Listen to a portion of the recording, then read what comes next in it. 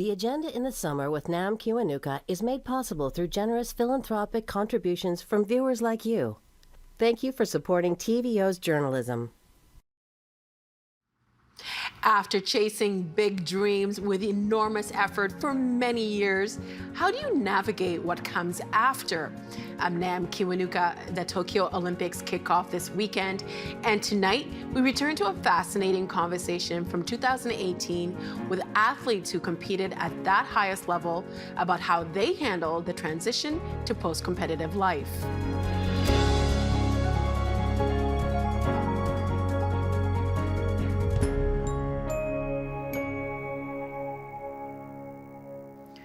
The 2020 Summer Olympics were set to take place in July of last year. As the pandemic deepened, countries began closing their borders and qualifying events had to be canceled. Despite the International Olympic Committee confirming that preparations for the Games would continue, in March 2020, Canada and Australia announced their athletes would not compete unless the Games were delayed. The next day, the IOC announced the Olympics would be postponed. It was the first time in the modern Games that something other than war disrupted the event. Athletes were qualifying for Team Canada well into June of 2021. And needless to say, training and being ready for competition after the delay adds a whole other challenge for them. Here's a look back at how Canadian Olympians have faced a different kind of adversity. Rolf, given that you're not Olympian, I actually, funnily enough, do want to start with you. Okay. You're the non-Olympian on the panel, although you were on the national sailing team, I guess, for a bit. Many moons ago. You're an advisor at Gameplan. What is Yes. your mission there? So Gameplan is a program designed to help our national team athletes, both Olympians and Paralympians, develop themselves in a more holistic way. And so the easier way to describe that is my job is to help our national team athletes figure out how to organize their lives around their sport. You know, a lot of times our amateur athletes, which is what our Olympians and Paralympians are, they're basically professional athletes without the paycheck. So they're training anywhere between 20 and 40 hours a week. They're away for 3 to 6 weeks at a time at training camps or competitions sporadically throughout the year. Doesn't leave a whole lot of time to develop a solid career path while they're still engaged with that. It leaves a lot of question marks in terms of, okay, how do we fit all these different pieces of their lives together in a way that actually makes sense? And so my role is to just try and provide some guidance and some advising to that and give them some support around those questions. Deidra, at what point in your life did skiing become a thing? Well, I skied from the time I was basically walking, but at 13 was kind of that moment where I transferred from alpine to freestyle skiing and knew that not only did I love this sport, but it was something that I wanted to go to the Olympics in. So it quickly escalated from there, meaning school from distance learning, leaving home at a young age, but it was all-consuming for a good portion of my life. Did I hear that right? At 13, you knew you wanted to be an Olympic athlete? Well, I had the pleasure of watching the '88 Games in Elizabeth in my backyard. I grew up in Red Deer, so that dream was there young. And in Red Deer, we have a history of Olympic athletes. So it was more about finding the right sport. And when I found freestyle skiing, I knew that I'd always wanted to go to the Olympics, and that sport was the one that said, this is the one that I absolutely love. Skating became part of your life at what age? 3. 3, no kidding. And actually, ironically, the way I got into skating was I was tired of being the kid's sister throwing in a street hockey net and pucks shot at me. So my mission in life was not really to be a figure skater and to be a champion, but to be a better skater than my brothers. And that's how I progressed into the sport. I was on a mission to be better than my 3 older brothers. And at what point, so 3 you get into it, at what point does it become all-consuming? Well, at 7, I knew I wanted the pretty bling bling costumes. So at 7 I knew, and then by the time I was 10 I was competing, and that was when I started getting that real itch to want to go further and to take it to a new level. And I was quite young. I mean, by the time I was 14 I was traveling to Europe on the international team. So you're pretty young, and I think you all can agree with that when you get involved in a sport, it's, especially in our day, you tended to be a lot younger than some of the athletes we see today. You're on that mission and you're at that pretty young age. You're almost a pro as a teenager. Yeah, you really do. But you know what's interesting enough for me, after I turned pro, after the Olympics, my best skating came out when I was in my 30s. Which was really weird. Like, I thought, that was interesting, you know. We'll follow up on that in a second. Craig, how about you? Skating for you started when? Well, I was, so we moved to Kelowna, and I was, new kid in a small town. Everybody there was playing hockey, so I was just like, you know what, I better learn how to skate. So got on the ice, did a couple of lessons, did my first jump in hockey skates. How old? And I was 10. Okay. And at that time, it was just, everybody was kind of like, oh, wow, that's kind of cool. And they were crowding around watching me do these jumps in these skates. And I was like, this is it for me. I was hooked really in the first week. Really? And at what point did you want the bling? The bling. I've always wanted the bling. I still want the bling. So it was within, honestly, it was within a couple weeks, my mom got her first bill. And she basically said, look, if you want to do something for fun, there are 100 sports we can do. But this, if you're very serious about doing this, I'll support you 100%. And I was 10 years old, and I remember sitting at the kitchen table. I said, I'm going to the Olympics. And that was it. And I never turned back from that point on. This is why you three are different from the rest of us. You know at a very young age that you need to be the best. That is amazing. Let's put some pictures up, shall we? Deidra, I want you just to take us through. Can we put Deidra's pictures up here, Sheldon? And these are some of, or maybe not, actually, you'll let us know whether these are some of the fonder moments of your career or not. What's that? That's right after I landed a trick that I'd never landed in competition. It happened to be at the Salt Lake City Olympics, so kind of great timing for that trick to happen, and I was elated. I didn't know I was going to win a medal, but that was what it was to look at that. Perform the best That possible. is ridiculous, Deidra. Look at that. You're upside down, for goodness sakes. Yeah, that was my passion. So, yeah, this was quite the day, and I did win a medal at this performance. But I can honestly say that the best part of that day was looking up the hill. My coaches put two women on the podium in that event, and seeing their tears of joy, and then looking the other way and seeing mom and dad like sweating and chain smoking a cigar, just in relief of what had been the most stressful. It's not easy watching your child do triple twisting, double backflips, and to have that outcome and realize that they taught me to ski, they drove me to the ski hill, they were a huge part of that medal. And as a teenager, you don't really see that broader scope of what a medal means. Amazing. Elizabeth, shall we look at a few pics from your life? Go ahead, Sheldon. Let's bring up some of these. Just, do you remember that moment? You know what? I don't. I'm being very honest. I was quite sick in Calgary. I had the flu really bad. And I remember when I finished my program, and it's just like Deidra said, that when I came off the ice, it was the first time I'd ever seen my coaches crying. And I remember looking at them going, I did good. And it was a blur. The whole night was a blur. And I remember talking to my sports psychologist at the time, and I said, why can I not remember anything? And he said, you got into that ultimate zone that we work so hard to get athletes to at that moment. And he said, you found it, you did it, and you literally went from A to B, and you went mechanically right through the program like you've trained for all these years. And when you do that, you tend to forget what you just did because you've moved on to the next part. Why does everybody bite the medal? I was the first one. Did you know that? No, I was didn't know the very first one. My mother, when it all started after that, everybody started, my mom used to sit there and go, do they know you were the first one that did that? So, and it was a fluke. It was a reporter said, is it real silver? And I said, let me check. And it was a second. And I bit the medal, and then everybody bites their medals now. Yeah, so I'm proud to say I was I should have patented that. Good for you. What were some of the fondest moments of your career?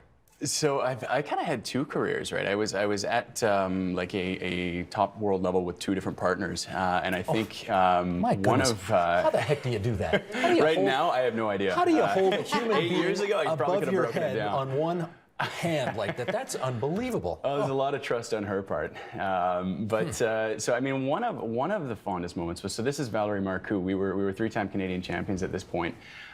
We were one of the top-ranked teams in the world about 3 years prior to the games in Vancouver.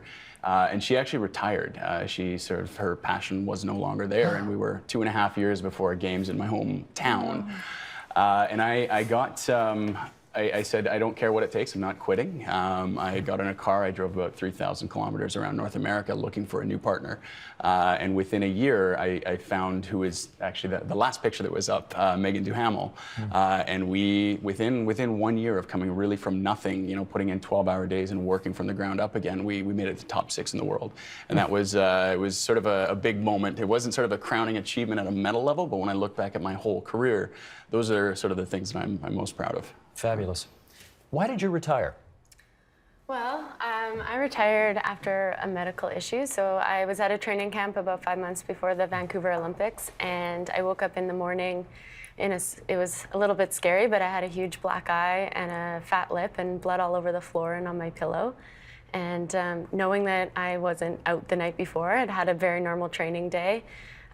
We spent a good amount of time in the Montreal hospital on the neuro ward, and it was determined that I'd had a grand mal seizure overnight. So it was a scary moment when sport kind of gets put into perspective and you look at your long-term health. And I looked at it as it was the first time it had happened in my life, and the only thing that they were able to find was a small, benign, almost birthmark on my brain that had probably been there since birth.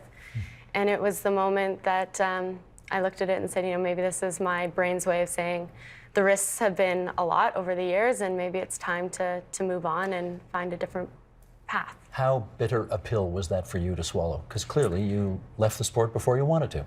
It was tough, but in some ways I think it was easier because there was no wavering.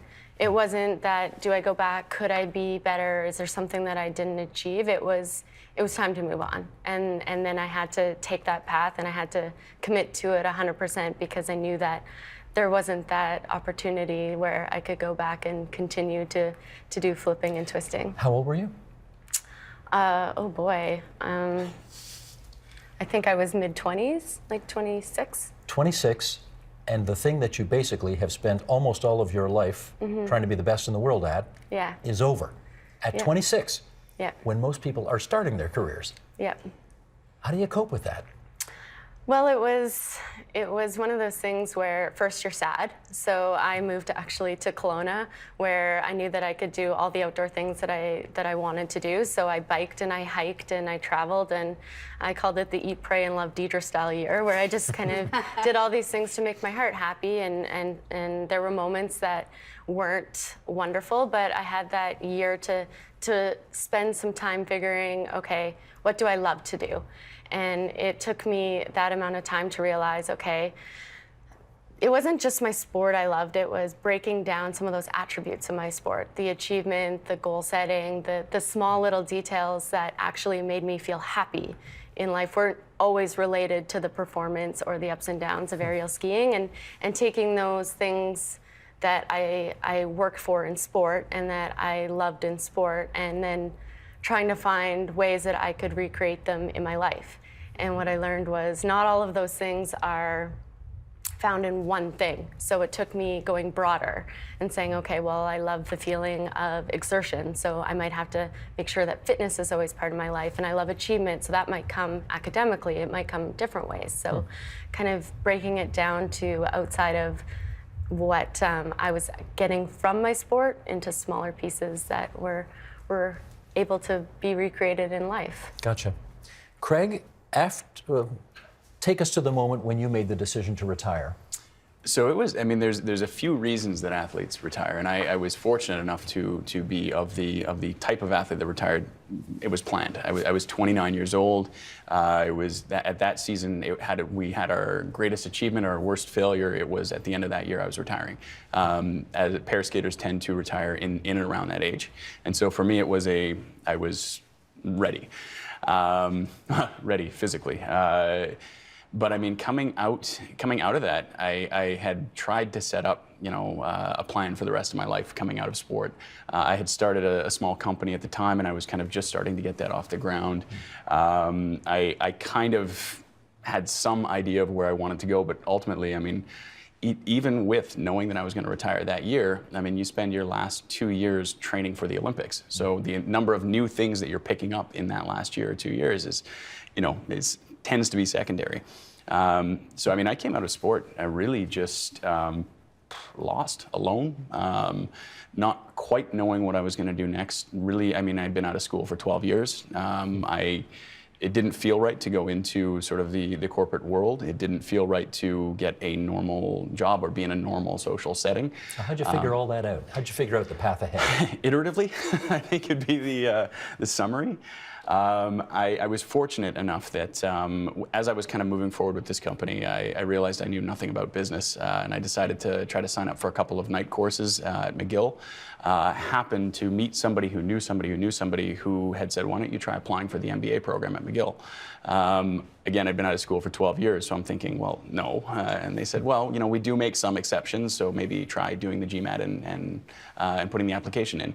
I did. I ended up getting in, and I found out only later that I was actually the first student that they'd ever made an exception for. And so this is, I say iteratively because it was a good solid, 4 or 5 years before I really kind of started feeling normal outside of sport. So trial and error all the way. Well, that's it. I mean, you're not. Sport isn't something you do. It's who you are. And I was Craig the skater. That was it. And so, learning to do normal things outside of sport and learning to be around people who are not athletes. This is all. I mean, it seems kind of stupid, but it really is. It's a big thing.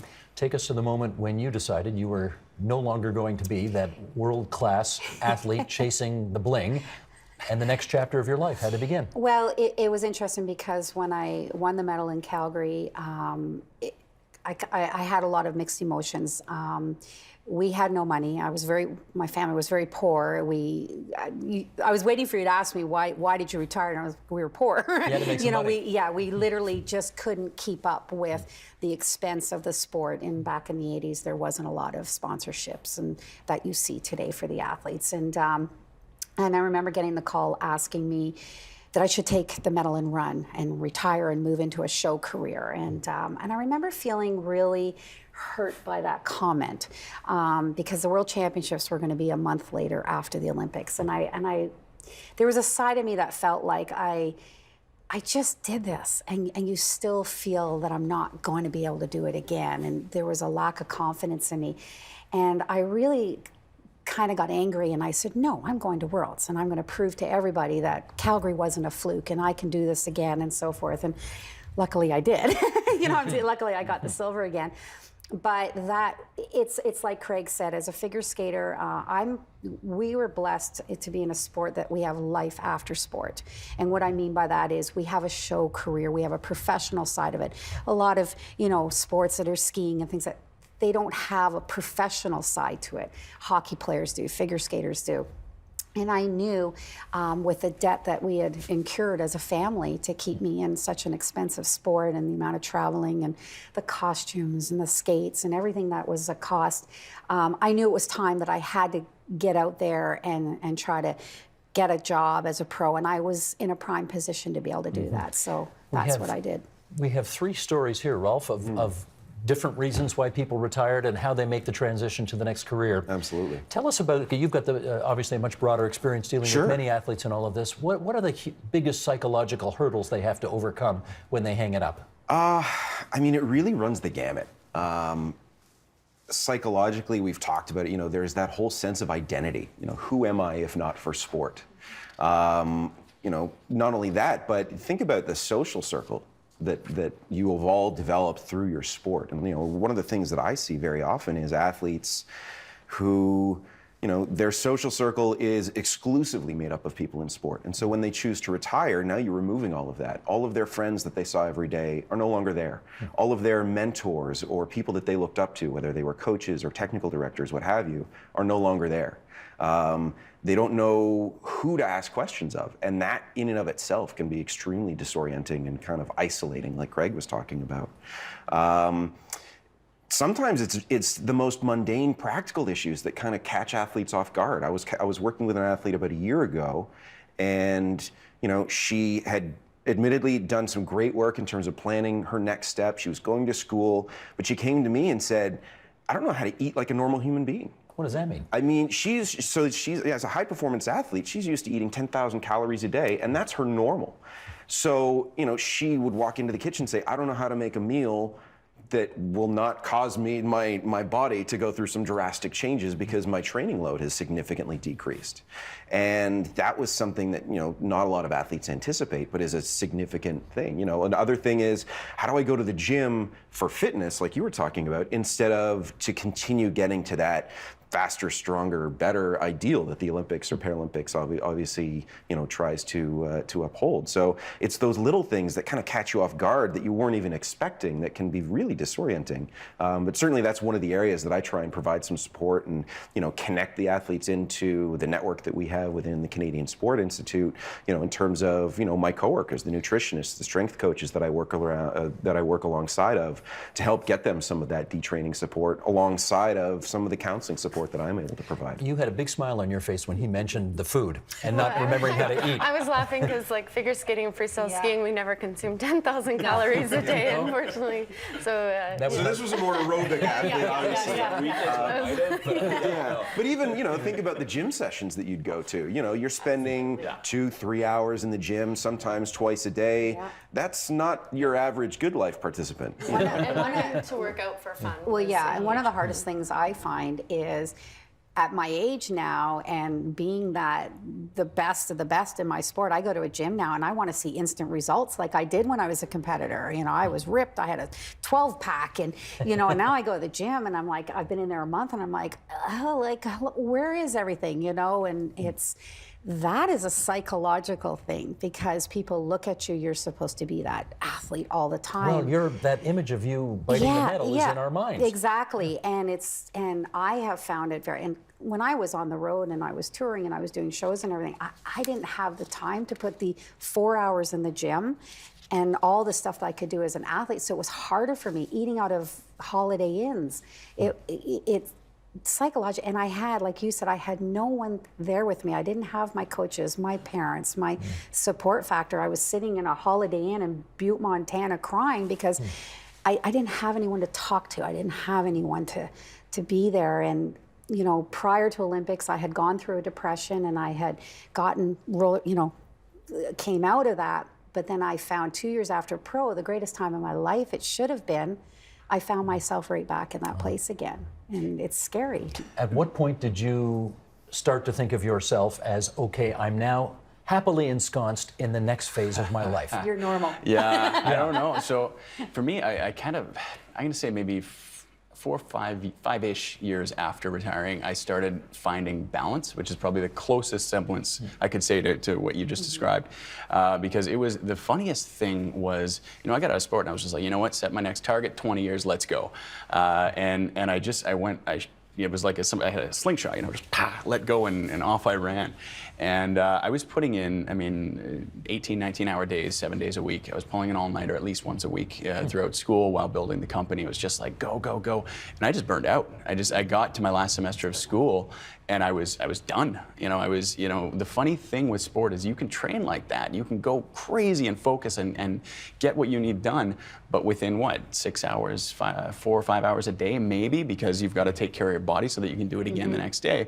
I want to find out from you, Rolf, when a high-performance athlete comes to you and says, that moment when I was on the podium, chewing my medal, was the greatest moment of my life, and I know it will be the greatest moment ever in my entire life, and I want to know how I find meaning in the rest of my life when I know there will never be a moment like that again. Yeah, it's actually surprising how few point to that specific moment as the greatest moment in their lives. It is certainly up there, but there are so many things, you know, just getting to the place where they were able to perform, I find for a lot of athletes is what they're most proud of. You know, putting themselves in the position to be able to do that. The fact that they got the payoff obviously is great. But I mean, what do I tell them when they say, how do I capture that again? You know, a lot of it really just comes down to kind of what Deidra was talking about earlier, you know, talking about, you know, what is it that you value? What are those things that you enjoy, that you're passionate about? But do you have to say to them at some point, look at your next life is going to be different. You're Sure. never going to have a moment like that again. Well, I don't know that you it's that necessarily about saying, no, because who's to say, let's say Craig knocks his business out of the park. Who's to say that let's say he gets to the point, sells his business, he's the next Mark Cuban. Who's to say that moment won't be, won't overshadow his Olympic experience? Well, let's find out. If you go public and you make a fortune, well, I mean, Will first off, we are killing it. Mark Cuban's one of our investors. So yeah, we're doing very well. But I can tell you one thing. I mean, I came home the other day and I've got a little 2-year-old son who came running down the hallway, "Daddy!" And that might have been one of the greatest moments of my life, right?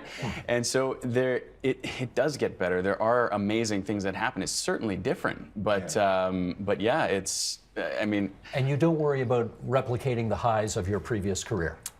I think initially we do. You do initially. I think we're searching for it when you come off the competition journey and the success and everything that comes with competing in the hours. I think we're all guilty that we're searching and we make a lot of mistakes because we're looking for that high again. We're looking for that, don't forget who I am. We're so afraid people are going to forget us because we've been on the world scene. We've been in the limelight for so long and there's that desperation. But I think it does get to a point where you realize it's okay. It's okay. Don't you find though? I mean, in your case, no one's forgotten you. Anybody who was alive to have watched those Olympics in Calgary, they remember you. Of course they do. It means a lot to hear that. No, of course they do. But you know what? I'm going to be really honest. If we're being very open here, every Olympics that happens on TV, I cry. I miss it. I miss it. I cry. The Olympics just now in Korea, and I saw everybody there. I see Brian Orser, coach. I see all these friends, and as an athlete, you have that emotional, and it's funny because I have my family say to me, "How are you feeling right now?" And I feel old, like I miss it, and there's that little bit of a sadness. Don't you think that they remember you, but they only know you for one moment, one shot in time, and that's where you're grasping. And it's a snapshot.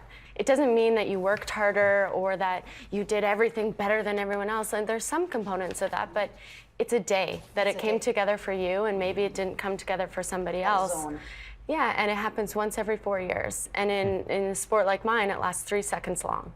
So to know that you stood on that podium is a proud moment, but I think most athletes would say they're proud of when they got up at 6 in the morning to do something they didn't want to do. And that's it for tonight's agenda in the summer. Tomorrow, we continue recalling memorable conversations with a 2017 discussion about what roles in film and beyond exist for Black men and what it says about masculinity.